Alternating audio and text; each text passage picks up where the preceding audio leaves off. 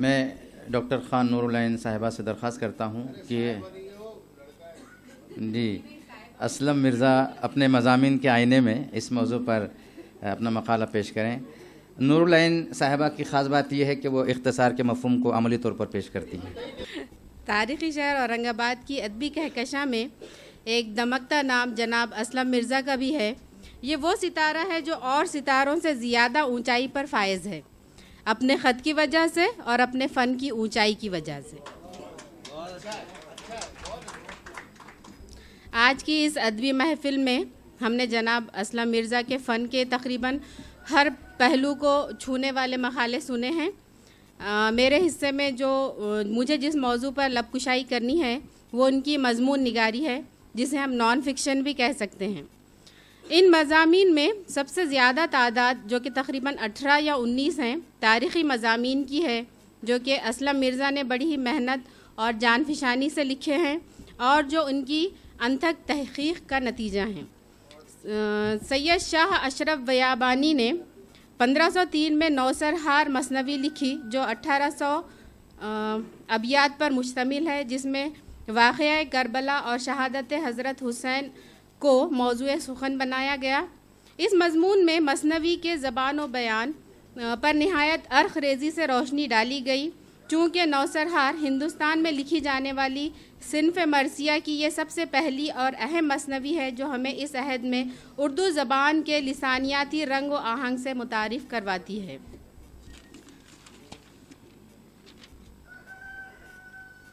اس مضمون کے آخر میں حواشی کے بعد فرہنگ الفاظ بھی جوڑ دی گئی ہے، جو کہ بہت ہی اہمیت کی حامل ہے۔ مولانا جلال الدین محمد رومی بلخی کی مثنوی معنوی کا منظوم اردو ترجمہ پیراہن یوسفی، جو کہ مولوی یوسف علی شاہ نے لکھا تھا، اس پر بھی ایک مضمون لکھا ہے اسلم مرزا صاحب نے۔ مثنوی معنوی میں اسلامی عقائد کے ساتھ ساتھ تصوف کے مسائل بھی نہایت دلنشین انداز سے سمجھائے گئے ہیں، جس کی وجہ سے وہ ایک روحانی صلاح کار کی حیثیت سے بھی معروف رہے۔ مثنوی معنوی ایک طویل عرصے سے نہ صرف علماء اسلام بلکہ عوام میں بھی مقبول رہی اور صوفی سلسلوں کے اکثر افراد اسے تصوف کا ایک صحیفہ سمجھتے رہے، اس لیے اس کا ترجمہ اردو میں ترجمہ آج بھی اتنا ہی قابل قدر ہے۔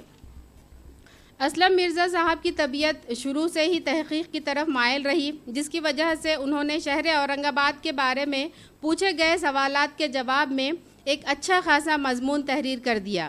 اس مضمون میں انہوں نے معتبر تاریخی حوالوں سے ثابت کیا کہ کس طرح ملک عنبر نے یہ شہر کھڑکی 1604 میں بسایا، پھر اپنے بیٹے کے نام پر اس کا نام فتح نگر رکھا اور پھر بعد میں 1636 میں اورنگزیب نے اس کا نام اورنگ آباد رکھا۔ اردو قدیم کی اولین رزمیہ مثنوی فتح نامہ نظام شاہ ہے۔ یہ تقریباً 1595 میں حسن شوقی نے اسے تحریر کیا۔ فتح نامہ نظام شاہ 620 اشعار پر مشتمل ہے اور اس کے 12 ابواب ہیں۔ اس کے بارے میں اسلم مرزا اس طرح رقم تراز ہیں۔ اس مثنوی کے مطالعے سے اندازہ ہوتا ہے کہ شوقی کو رزم اور بزم دونوں پر یکساں عبور حاصل ہے۔ اس نے موقع محل کے مطابق اسلوب و لہجہ اختیار کیا ہے۔ حسن شوقی کا اسلوب قدیم دور میں جدید اسلوب کا نمائندہ ہے۔ ایک اور تاریخی مضمون ہے کتاب نورس میں چاند بی بی، جس میں چاند بی بی کے تاریخی کوائف نہایتی محنت سے اکٹھا کیے گئے حقائق کے ساتھ ساتھ انہیں بیان کیا اور کس طرح چاند بی بی نے بہادری اور جانبازی سے دشمنوں کا سامنا کیا، لیکن آخر میں کس طرح سازش کرنے والوں نے ان کا قتل کروا دیا۔ ایک اور طویل مضمون ہے کلام قلی قطب شاہ میں دخیل مراٹھی الفاظ۔ یہ ایک نہایت طویل لیکن معلومات سے لبریز مضمون ہے، جس میں اسلم مرزا نے تاریخی حوالوں سے یہ ثابت کیا کہ محمد قلی قطب شاہ نے عوام کی زبان میں شاعری کی۔ ان کے خیالات قلی قطب شاہ صرف ایک سلطان ہی کے نہیں بلکہ ایک عوامی شاعر اور ہندوستانی تہذیب و تمدن کا عظیم تر نمائندہ بھی تھا۔ انہوں نے اس ضمن میں کئی الفاظ بطور مثال حاضر کیے ہیں۔ اسی طرح ایک اور مضمون ہے ولی کی شاعری میں ہندوستانی عناصر. اب ہم رخ کرتے ہیں جناب اسلم مرزا کے شخصی مضامین کی طرف، جن میں سب سے پہلا نام آتا ہے قاضی عبد النبی احمد نگری کا. اس کے بعد آتے ہیں پنجابی کا جواں مرگ شاعر پاش. یہ ایک ایسا مضمون ہے جس میں اوتار سنگھ سدھو کو موضوع بنایا گیا. نہایت ہی کم عمری میں اس نے اپنی شعری شناخت قائم کی. صرف 20 سال کی عمر میں اس کی نظموں کا پہلا مجموعہ لوح کتھا شائع ہوا، جس میں اس نے پنجابی شعر و ادب میں مشہور کر دیا تھا. اس کے بعد ایک ہے مرزا عزیز جاوید، جن کا اصلی نام عبد المجید خان تھا. ان کا شعری مجموعہ ہے شہر مدفون، جو کہ صرف 78 صفحات پر مشتمل ہے، لیکن یہ ایک نہایت گناہ قدر شعری کارنامہ ہے. اس کا ایک شعر ملاحظہ فرمائیے. بتا اے دل کہ اب ہم کس کنے بیٹھے کہاں جائیں، بتا اے دل کہ اب ہم کس کنے بیٹھے کہاں جائیں، کہ تجھ سا دوست بھی تو اب ہمیں گمراہ جانے ہیں. اس کے بعد انہوں نے اپنی عزت نفس کا انہیں پاس تو تھا، لیکن شراب خوری کی لت کے ہاتھوں وہ مجبور ہو گئے تھے. کہتے ہیں ہوئے ذلیل کہیں ہم تو یوں ہوا محسوس، ہوئے ذلیل کہیں ہم تو یوں ہوا محسوس، دلا سے دیتی ہے غالب کی آبرو جیسے. اس کے باوجود ان کی شاعری فکری معنویت، جمالیاتی حرمت، الفاظ کا برمحل استعمال اور ان کی آرائش بیان میں ندرت، بیان میں متانت اور شائستگی اور مختلف موضوعات و کیفیات کو برتنے کی ہنرمندی کی شاہد ہے. ایک اور مضمون ہے جو ڈاکٹر نور السعید اختر کا علمی اور ادبی سفر ہے. اس کے بعد ایک اہم مضمون ہے امداد امام اثر کی غیر معروف تصانیف کے بارے میں. اس کے علاوہ ہے شفیق اورنگ آبادی حیات اور ادبی کارنامے، مثلث کا تیسرا زاویہ مولوی عبدالحق، سراج اورنگ آبادی، نظریہ حسن و عشق. ان تمام مضامین کے علاوہ جناب اسلم مرزا نے احمد اقبال، ایک مشفق دوست، جمیل الرحمن خان سالک اورنگ آبادی پر بھی بہت اچھے مضامین تحریر کیے ہیں. یہاں اپنی بات ختم کرتی ہوں. بہت شکریہ. میں ڈاکٹر اسود گوہر صاحبہ سے درخواست یہ کروں گا کہ وہ زہرانے کو اسرانے میں تبدیل نہ ہونے دیں اور اپنا مقالہ پیش کریں. ترجمے کا فن. میرے مقالے کا عنوان ہے اسلم مرزا کی ترجمہ نگاری. ترجمے کا فن اتنا ہی قدیم ہے جتنا انسان کی سماجی زندگی. ظاہر ہے ایک سماجی گروہ نے جب دوسرے گروہ سے رشتہ قائم کیا ہوگا تو ایک دوسرے کی بات سمجھنے کے لیے ترجمے کا سہارا لیا ہوگا. اس وقت ترجمے کی شکل یا تو آوازوں پر مبنی ہوگی یا اشاروں پر. حملہ آوروں، سفیروں اور سیاحوں کی بنیادی ضرورت رہی ہوگی کہ وہ اپنی بات دوسروں کو سمجھا سکیں. اس سے پہلے یہ لوگ ایک دوسرے کی زبان سمجھنے کے قابل ہوتے، کسی نہ کسی ترجمان کی ضرورت انہیں رہی ہوگی.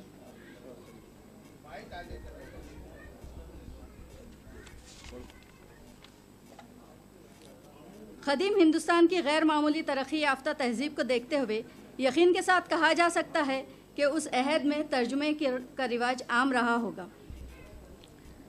لیکن اردو ادب کے تراجم کو بام عروج عطا کیا فورٹ ولیم کالج نے. فورٹ ولیم کالج نے منظم اور باقاعدہ طریقے سے عربی، فارسی، سنسکرت اور برج بھاشا سے اردو میں ترجمے کیے. فورٹ ولیم کالج کے ترجموں کی خصوصیت یہ تھی کہ وہ سادہ و سہل زبان میں لکھے گئے تھے. ان ترجموں کا مقصد انگریز حاکموں کو ہندوستانی زبان کی تدریس کرنا تھا.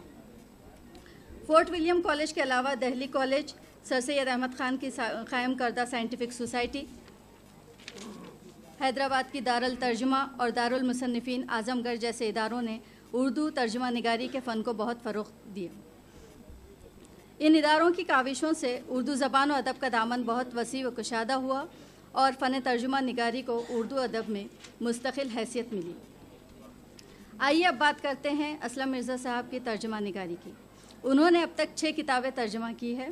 جن میں ہم جزیروں میں رہتے ہیں، لکنت، پشتو کے عوامی نغمے، مور پنکھ، فساد اور دیگر نظمیں، پیاری انو اور مراٹھی کے 3 نامور شعراء جس کا ابھی اجرا ہوا ہے شامل ہیں۔ اسلم مرزا متنوع و ہمہ جہت شخصیت کے مالک ہے، اس لیے انہوں نے ترجمہ نگاری میں بھی اہم کارنامے انجام دیے ہیں۔ ان کے تراجم کو دیکھ کر اندازہ ہوتا ہے کہ اسلم مرزا اگر کچھ نہ لکھتے تب بھی اردو ادب کی تاریخ میں زندہ و تابندہ رہنے کے لیے ان کے تراجم ہی کافی ہیں۔ تخلیق اور ترجمہ میں بڑا فرق ہوتا ہے۔ تخلیق میں فنکار اپنے تجربات، مشاہدات اور جذبات کے اظہار کے لیے مختلف انداز اختیار کر سکتا ہے۔ اس کے برعکس ترجمے میں متن کو سامنے رکھ کر اظہار خیال کی اجازت ہوتی ہے۔ ترجمہ نگاری کا کمال یہ مانا جاتا ہے کہ متن کی تفہیم و تشریح اصل کے مطابق کی گئی ہو۔ زبان چونکہ ایک سماجی، ثقافتی، معاشرتی پہلو کی آئینہ دار ہوتی ہے، اسی لیے کسی زبان کو دوسری زبان میں منتقل کرنا مشکل ترین عمل ہے، لیکن ایک کامیاب ترجمہ نگار اپنی زبان و بیان کی قدرت و مہارت کی وجہ سے اس دشوار مرحلے سے بآسانی گزر جاتا ہے۔ ترجمے کی زبان سادہ اور عام فہم ہونا چاہیے۔ ترجمہ نگار کے لیے ضروری ہے کہ وہ اپنی ذاتی پسند و ناپسند کے بجائے متن اور صاحب متن کے فکر کو مد نظر رکھے۔ اس زاویے سے جب ہم اسلم مرزا کے تراجم کا مطالعہ کرتے ہیں تو یہ بات سامنے آتی ہے کہ ان کے تراجم میں مذکورہ بالا تمام خصوصیات اپنی تمام تر فنی لوازمات کے ساتھ موجود ہیں۔ اپنی ان نظموں کو اردو کے قالب میں اس طرح انہوں نے ڈھالا کہ ترجمہ نگاری کے بہترین نمونے ہمارے سامنے نظر آتے ہیں۔ ان نظموں میں اسلم مرزا کا مخصوص و منفرد لب و لہجہ، اسلوب نگاری عروج پر نظر آتا ہے۔ نظم طلوع علم کا یہ بند ملاحظہ کیجیے۔ اس وقت ہم نادان بچوں نے اسے ناگمنی سمجھا تھا، دراصل وہ کوئی دوسرا یگ رہا ہوگا۔ مذہب نہیں تھا، صرف روح تھی تنہا، جب تاریکی نہیں تھی اور موت بھی نہیں تھی، اندر باہر کوئی بھی نہیں تھا، اپنے بیگانے سب الگ الگ نہیں، کوئی بھی تنہا نہیں۔ یا پھر نظم حقیقی گوتم بدھ، دا ٹرو بدھا کا یہ بند ملاحظہ کیجیے۔ گوتم بدھ تو ہم بھی بن سکتے ہیں، لیکن ہمیں تیز دھار والی عزم کی چھینی سے، اپنے ہی جسم کے گوشت سے گوتم بدھ کو تراشنا ہوگا، اور پھر لا ولد ہی چلتے رہنا ہے صداقت کی جانب۔ ان نظموں کا ترجمہ کرتے وقت اسلم مرزا نے متن میں موجود شاعر کے تمام تر مشاہدات و تجربات کو بھی پیش نظر رکھا ہے۔ ان کے نظریات کو سلیس انداز میں اس طرح ترجمہ کیا کہ اصل متن کی خوبصورتی باقی رہے۔ ان نظموں کے موضوعات سے چونکہ ان کی فطری مناسبت نظر آتی ہے، اس لیے انہوں نے متن و مواد کو اس انداز میں پیش کیا کہ اصل متن کی روح پوری طرح سما گئی۔ مثال غور فرمائیے۔ شاید یہی رہی ہو خدا کی زباں، ایک لفظ مٹی، دوسرا لفظ درخت یا پرندہ، گائے اور آدمی، اسی طرح یہ دنیا بنی ہوگی، ایک ایک لفظ کو کسی شے میں ڈھالتے ہوئے، مٹی درخت سے بہار، بہار اور پرندے سے مل کر موسیقی، موسیقی اور پانی سے مل کر چاندنی، چاندنی اور آگ سے بنی دھوپ، دھوپ اور محبت سے بنی جنت۔ نظم چینی رسم الخط کو دیکھ کر۔ ترجمے میں پہلی چیز جہاں لغزش ہوتی ہے وہ ہے زبان کا میدان۔ لفظی ترجمہ لکھ کر یہ بتایا جاتا ہے کہ مترجم کا فرض ادا ہو گیا، لیکن اسلم مرزا نے ان تراجم میں توضیح و تشریح طلب الفاظ، اصطلاحات وغیرہ کے علاوہ زبان و طرز بیان کا خاص خیال رکھا ہے۔ محاورہ اور عام بول چال کے الفاظ مناسب مقامات پر دیے ہوئے مضامین کی دشوار گزار راہوں سے بھی وہ کامیابی کے ساتھ گزر گئے۔ ان کی کتاب پشتو کے عوامی نغمے میں شامل نظموں کی اہمیت اس لحاظ سے بھی ہے کہ انہوں نے پوری مہارت کے ساتھ اسے اس طرح مربوط کیا کہ یہ ایک مسلسل داستان لگتی ہے۔ جہد مسلسل، تندہی، استقلال، ذہانت، ہمت و جرات کے جذبات کی صفات حوصلہ شکن حالات میں بھی تب کر کندن بننے کا حوصلہ دیتے ہیں۔ مثال ملاحظہ کیجیے۔ اگر میوند کی جنگ میں تم شہید نہ ہوئے تو میرے محبوب آنے والے زمانے میں رسوائی تمہارا مقدر ہوگی۔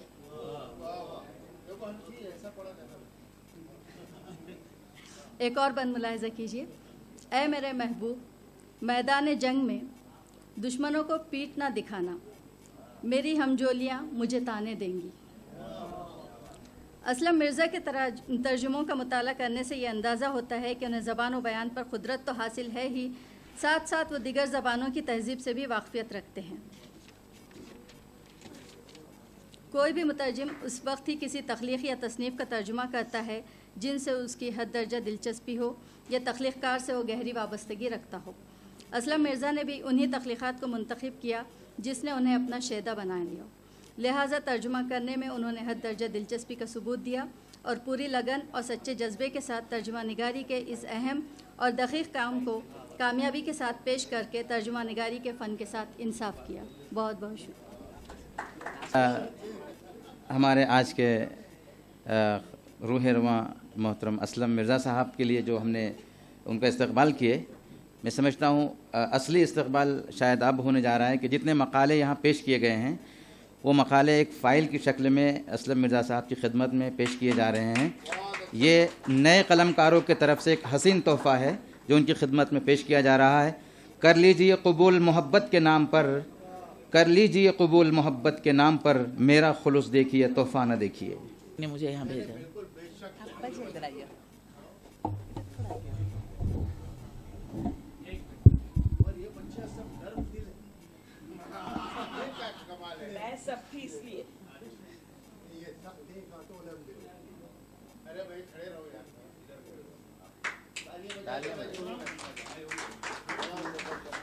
یہ مضامین عنقریب کتابی شکل میں شائع ہوں گے. اس کے علاوہ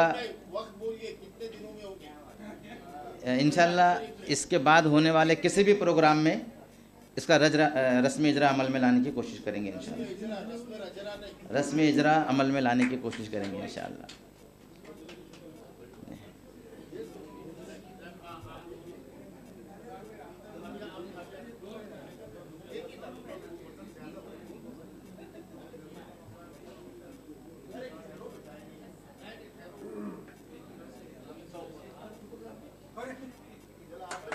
چلیے جی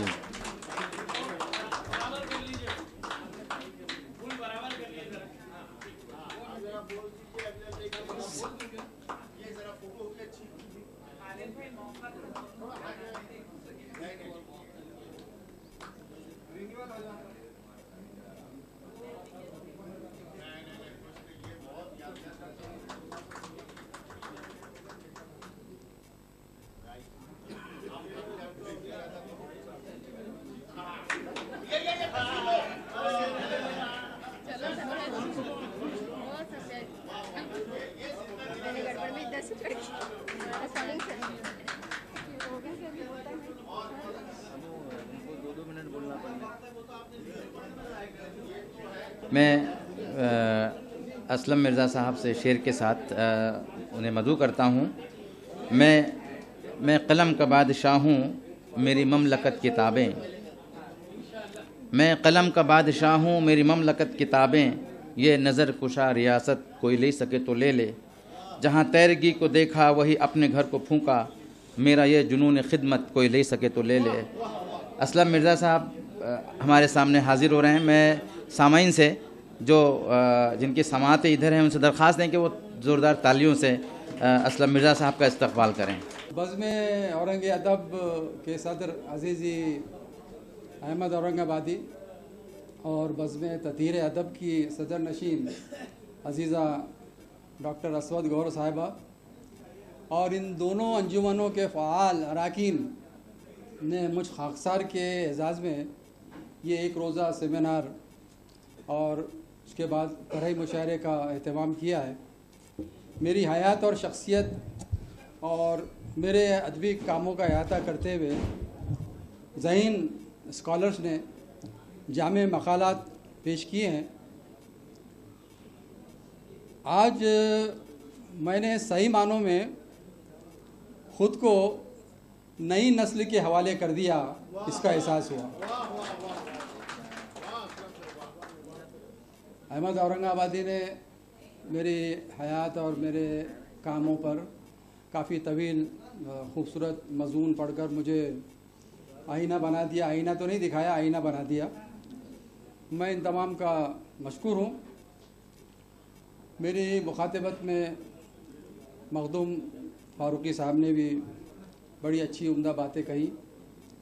मैं नहायत आजिज़ी और इनकिसारी के साथ इन तमाम मुखलिसीन का बसमीम क़ल्ब शुक्रिया अदा करता हूँ। अल्लाह रब्बुल इज़्ज़त का ये करम और नवाजिश है कि शहर अज़ीज़ की मुक़्तदर और मुअज़्ज़ज़ ख़वातीन और हज़रात और ज़े वक़ार अदब दोस्त यहाँ आज तशरीफ़ फरमाएँ। मैं आप तमाम की आमद से खुश भी हूँ, मुतमईन भी हूँ और आप तमाम का मशकूर भी। हज़रात, ख़वातीन हज़रात, मैं दो महाज़ों पर नंबरदार हूँ, दो महाज़ों पर। एक तो मेरा प्रोफेशन है और दूसरा शेर व अदब। अब दोनों में तो गहरा तज़ाद है। प्रोफेशन जो है मेरा बड़ा खुश्क है, वहाँ शायरी का कोई गुज़र नहीं, फिर भी मैं जजेस के सामने कभी कभी अशार जो है वो सुना देता हूँ और उसका मतलब भी उनको बयान कर देता हूँ। तो अपने प्रोफेशन में अपने मकासद के हुसूल के लिए अफसर साहब, मैंने बरसों तक शदीद तगोदो की है। आप यहाँ नहीं थे इतने अरसा। जहाँ तक शेर व अदब का ताल्लुक़ है तो मुझे कम उम्री से ही इससे लगाव रहा है, शौक़ रहा है। और कुछ यूँ भी हुआ कि प्रोफेशनल ज़िम्मेदारियाँ निभाते हुए शेर व अदब से कुछ अरसे के लिए मैं दूर भी रहा, दूरियाँ भी बर्दाश्त की, लेकिन शौक़ बहरहाल शौक़ होता है। उसने पल्ला मारा और बड़ा ज़ोर से मारा। सने शऊर के चंद बरस अहमदनगर में गुज़रे, फिर एक तवील अरसा मेरा क़याम बम्बई में रहा। इस तमाम अरसे में मैंने कई ख्वाब देखे, उम्मीदों और मायूसियों के, फतवात और नाकामयाबियों के, शुकूक व शुबहात और तनकीद व तहसीन के बेशुमार वाक़यात मेरी झोली में आए। लेकिन मैंने हर लम्हा, हर साथ अपने हिस्से में आने वाली छोटी छोटी खुशियों को अपने साथ रखा, उन पर काने रहा और क़नाअत पर मैं खुश रहा। शौक़ शायरी का शुरू में अफसाना निगारी का, बहुत अफसाने लिखे, छपे भी। तनकीदी व तहक़ीक़ी मज़ामीन लिखने का, ये तमाम मेरे दामन से बंधा हुआ है। और ये शौक़ वही है जिसे गालिब ने कहा था कि शौक़ हर रंग रकीब सरो सामान निकला। तो बेसरो सामानी का अदबी सफ़र आसान भी था और दुश्वार भी। ये मक़ौला कि जब फ़िक्र मौजूद है और अल्फाज ज़िंदा हैं, जब फ़िक्र मौजूद है और अल्फाज ज़िंदा हैं तो अदब ज़िंदगी से फ़रार नहीं बल्कि ज़िंदा रहने का ज़रिया बन जाता है। और यही जज्बा मेरे लिए हमेशा महमिज़ का काम करता रहा। ख़वातीन हज़रात, मैं कोई गैर मामूली इंसान नहीं हूँ, लेकिन मुझे हमेशा ख़ुद पर यकीन और एतमाद था और अल्लाह रब्बुल इज़्ज़त की इनायत थी कि मैंने अपना सफ़र जारी रखा। उमंगें थी, जोश था और कुछ कर गुज़रने की शदीद ख्वाहिशें कदम कदम पर चराग रोशन करती रही। अब पीछे मुड़कर देखता हूँ, सोचता हूँ कि ये सब कुछ किस तरह मैं कर पाया। मैं ये तमाम काम करने के काबिल था भी या नहीं, ये भी एक मेरी सोच का हमेशा महवर रहता है।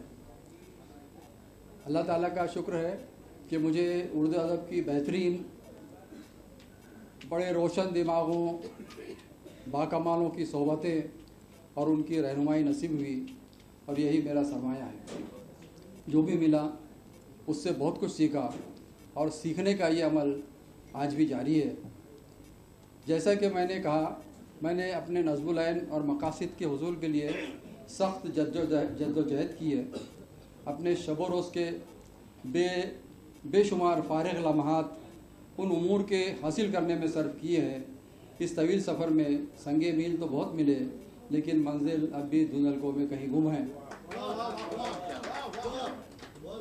मुझे इल्म है कि कोई भी काम हरफ़े आखिर नहीं होता, कुर्बानियाँ तो देनी पड़ती है। और वो देता रहता हूँ। अपने मकासद से मैंने कभी गुरेज नहीं किया और आज मेरे अतराफ आप तमाम लोग जो मौजूद हैं उनके लिए मेरे दिल में शुक्रगुजारी के जज्बात कायम हैं और इंशाअल्लाह आइंदा भी कायम रहेंगे।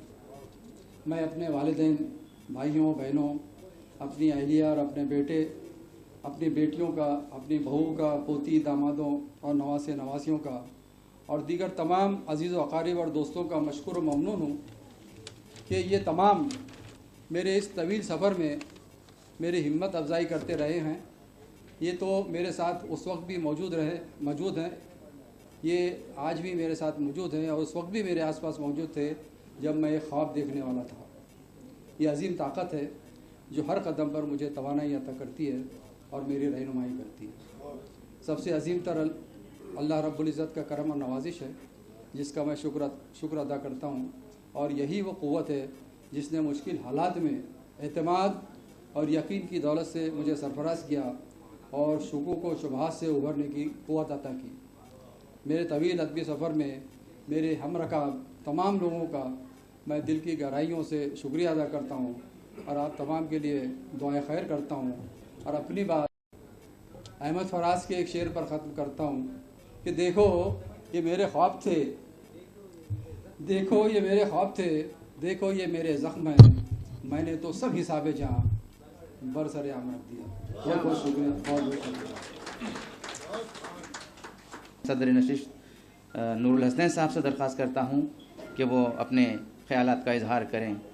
आज के इस जलसे के नौशा असलम मिर्ज़ा साहब, खालिद सैफुद्दीन साहब, अरमान जालनवी साहब, शाहब अफसर साहब, चिश्ती साहब और वो तमाम लोग जो मेरे सामने बैठे हैं, इसके साथ ही बज़्म ततीर अदब की सदर डॉक्टर असवद गौहर और औरंग अदब के सदर अजीज़ी अहमद औरंगाबादी, ख़वातीन व हज़रात, अस्सलाम वालेकुम।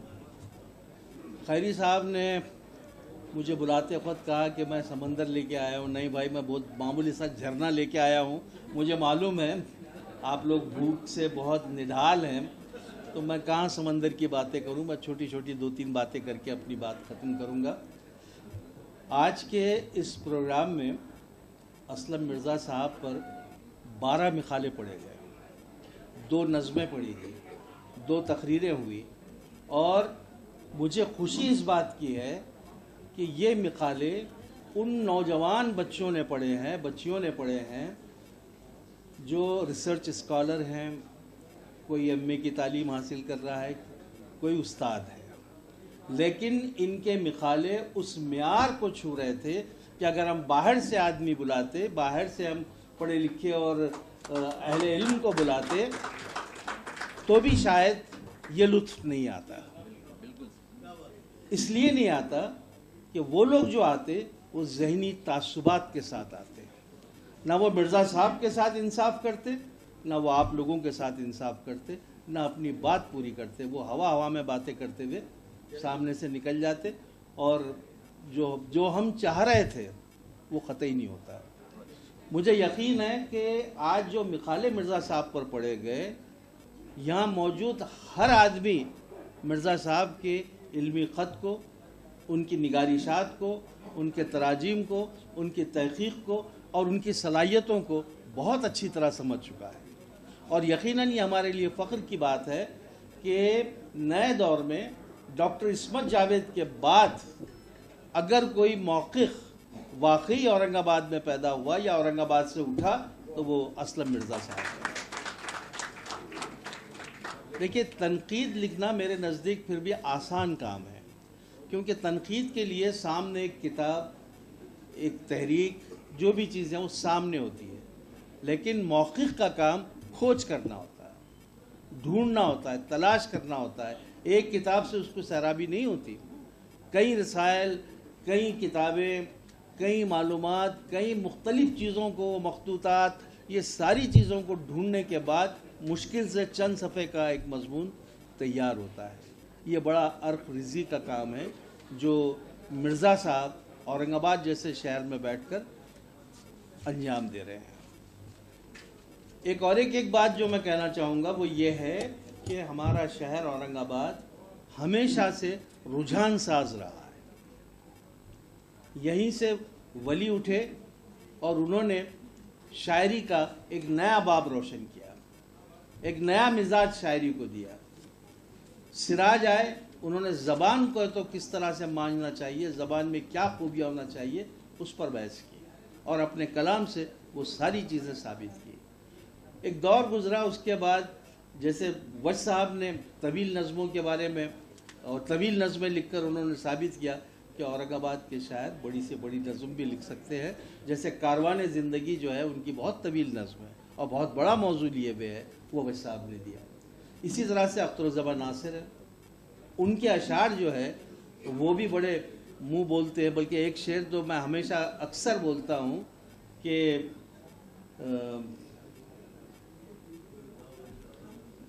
دے دعوت آرام کسی اور کو منزل, دے دعوت آرام کسی اور کو منزل, میں اپنی تھکن بھی نہ کروں تیرے حوالے. تو یہ جو حوصلہ ہے, یہ وہی حوصلہ ہے جو اورنگ آباد کے ہر بشر میں جو مختلف فیلڈ میں کام کرتا ہے وہ اسی طرح سے جمع ہوا ہے. تو ہمارا شہر رجحان ساز ہے. دیکھیے, ہم ایک ایسے تاریخ کے نہایت بدترین دور میں ہم زندگی بسر کر رہے ہیں, جہاں عدم تحفظ ہے, جہاں دہشت گردی ہے, جہاں ہمارے مذہبی رجحانات پہ ٹھیس پہنچ رہی ہے. ان ساری حالات میں عام طور پر ادب کو حاشیے پر ڈال دیا جاتا ہے اور ادب کو حاشیے پر ڈال دیا گیا. یہ شہر اورنگ آباد, اس نے پہلی مرتبہ یہ سبق دیا ہندوستان کو کہ ادب حاشیے کی چیز نہیں ہے. ادب جو ہے ادب ہے, اور ادب ہمیشہ سے سرخرو رہا, ادب ہمیشہ سے سامنے آیا. چنانچہ یہاں نہ صرف نئے رجحانات پیدا ہو رہے ہیں, نئے شاعر اور ادیب پیدا ہو رہے ہیں, نئے ناقد پیدا ہو رہے ہیں, بلکہ خالد سیف الدین وغیرہ جو میرے دوست ہیں, انہوں نے میرا جشن منا کر, یا اورنگ ادب اور بزم تطہیر ادب نے مرزا صاحب پر ایک سیمینار کر کے یہ ثابت کیا کہ ہم اپنے لکھنے والوں کی قدر کرنا بھی جانتے ہیں, ہم ان کے مقام کو سمجھتے ہیں, ہم ان کے مقام کو ان کے مقام تک بتانے کی بھی اہمیت رکھتے ہیں اور دنیا کو بھی بتاتے ہیں کہ یہ ہم کیا کر رہے ہیں. مجھے یقین ہے یہ خبریں جب باہر جائے گی تو اس کا اثر ہندوستان کے ہر شہر پہ پڑے گا انشاءاللہ, اور وہ لوگ بھی اپنے اپنے علاقے کے شعراء اور ادبا کی قدر کریں گے, ان کے ساتھ شامیں منائیں گے, ان کے جلسے کریں گے, ان کے جلوس کریں گے, ان کے جشن منائیں گے. تو یہ اس شہر کی دین ہے. تو مجھے بڑا فخر ہوتا ہے کہ ہم ایک ایسے شہر میں آباد ہیں جو کئی روایتیں اپنے ساتھ رکھتا ہے. تو یہ بڑی اچھی باتیں ہیں. اور بہرحال یہ کہ بزم تطہیر ادب نے ایک بڑا کارنامہ انجام دیا ہے, اور وہ کارنامہ یہ ہے کہ دیکھیے, ہمارے پاس خواتین لکھنے والوں کی ہمیشہ سے کمی رہی, لیکن اس 3-4 سالوں میں نئے لکھنے والے اور خاص طور پر خواتین ہمارے سامنے آئے. تو بزم تطہیر ادب نے تقریباً 200 صفحات کا ایک رسالہ شائع کر کے یہاں کی جو خواتین ہیں, جو پیش رو تھی, ان کا بھی اس میں حوالہ ہے, ان کے بھی مضامین ہیں اور ان پر بھی مضامین ہیں, اور جو نئی نسل ہے اس پر بھی مضامین ہیں اور ان کے بھی مضامین ہیں. اس طرح سے یہ ایک بڑا کارنامہ ہے کہ ان لوگوں نے یہ ثابت کیا ہے کہ اورنگ آباد کے ادب پر صرف مردوں کی عزاداری نہیں ہے, بلکہ یہاں کی خواتین بھی اتنی فعال اور اتنا اچھا لکھنے والی ہیں. یہ ایک اچھی بات ہے. مجھے یقین ہے کہ اس بات کی بھی تقلید ہوگی, اور ہمارے پاس یہاں جو دوسرے اور بھی مختلف بزم ہیں وہ بھی اس طرح کے رسائل شائع کریں گے اور اپنے لوگوں کو سامنے لے کے آئیں گے. اب ظاہر ہے کہ میں اگر بات کرنے بیٹھوں تو بہت باتیں کروں گا, لیکن اس کے باوجود کہ کھانے کی خوشبو مہک رہی ہے, آپ لوگ بے چین ہیں, پھر بھی آپ میری سما خراشی سنے جا رہے ہیں, تو میرا بھی یہ اخلاقی فرض ہے کہ میں اب اس کو مختصر نہیں بلکہ ختم کروں اور میں بھی آپ کے ساتھ شامل ہو کر اپنے پیٹ پوجا کا انتظام کروں. بہت شکریہ.